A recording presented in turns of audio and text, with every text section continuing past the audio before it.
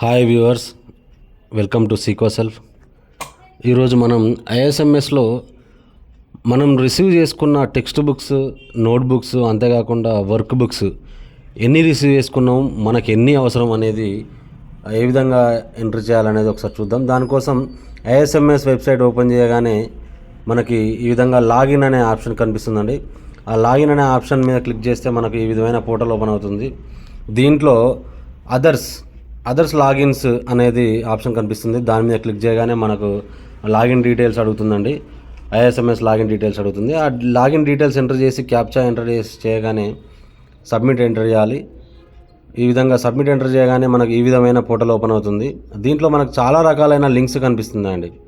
చాలా రకాలైన లింక్స్ కనిపిస్తాయి. దాంట్లో టెక్స్ట్ బుక్స్ అనే లింక్ ఓపెన్ చేయగానే మనకు ఈ విధమైన మళ్ళీ విండో ఓపెన్ అవుతుంది. దాంట్లో హోమ్, సర్వీసెస్, రిపోర్ట్స్, లాగౌట్ ఈ విధమైన 4 ఆప్షన్స్ ఇచ్చారు. దీంట్లో స్కూల్స్ రిసీవ్డ్ అనే ఆప్షన్ మీద క్లిక్ చేయగానే మనకి మెటీరియల్ టైప్ మనకున్న ఏంటి అంటే 3 టైప్స్ ఉంటాయి: text books, work books, note books. ఈ 3 టైప్స్లో మనకు ఏది కావాలనో అది ఎంటర్ చేసుకుంటే సరిపోతుంది. దాంట్లో ఏ క్లాస్కు సంబంధించింది మనం చూస్తున్నాం, దేనికి ఎంటర్ చేస్తున్నాం, ఏ క్లాస్ సంబంధించి ఎంటర్ చేస్తున్నాం అనేది ఒకసారి చూద్దాం. నేను 4th క్లాస్ సెలెక్ట్ చేసుకున్నానండి. 4th క్లాస్ సెలెక్ట్ చేసుకొని గో మీద క్లిక్ చేయగానే మనకు ఈ విధంగా ఓపెన్ అవుతుంది.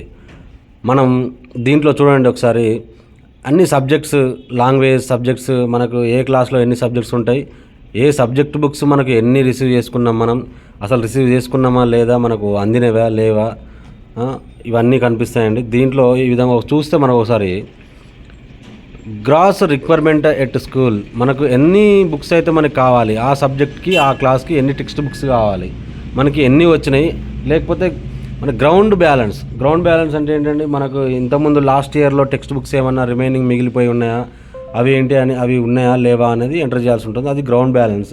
నెక్స్ట్ మనకు వచ్చేసి స్కూల్ యాక్చువల్ రిక్వైర్మెంట్, మనకి ఎన్ని కావాలి. నెక్స్ట్ క్వాంటిటీ డిస్పాచ్డ్, మనకి ఎన్ని అందినవి ఇప్పటి వరకు. నెక్స్ట్ ఈ రోజు వరకు మనకి ఎన్ని అందినవి.